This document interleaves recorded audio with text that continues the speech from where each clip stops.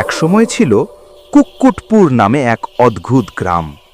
সে গ্রামে মানুষ নয়, মুরগিরাই ছিল দায়িত্বে। সবচেয়ে বুদ্ধিমান ও সম্মানিত ছিল লাল ঝুঁটিওয়ালা এক মুরগি। তার নাম রানী কুক্কু। আগে মানুষই মুরগিদের দেখাশোনা করত, কিন্তু এক জাদুর রাতে সবকিছু বদলে গেল। মুরগিরা কথা বলতে শিখল, ভাবতে শিখল, আর নিজেরাই গ্রাম চালানোর সিদ্ধান্ত নিল। রানী কুক্কু মাইক নিয়ে হাসি মুখে ঘোষণা দিল, এখন থেকে মানুষ আর মুরগি আমরা সবাই মিলে কাজ করব। তবে ধীরে ধীরে রানী কুক্কু একটু বেশি আদেশ দিতে শুরু করল। মানুষদের দিয়ে ধান কুড়ানো, ঘর গুছানো, ভোরে সবাইকে জাগিয়ে দেওয়ার মতো কাজ করাতে লাগল।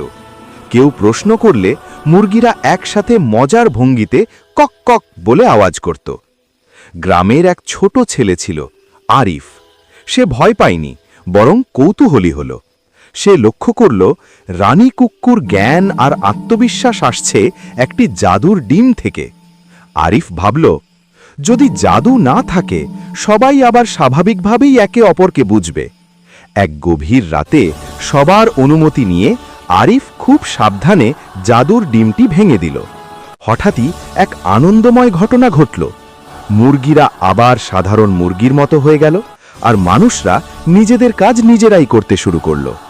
রানী কুক্কু মাথা নত করে শান্ত গলায় বলল, নেতৃত্ব মানে শুধু আদেশ নয়, দয়া আর সম্মানই আসল শক্তি।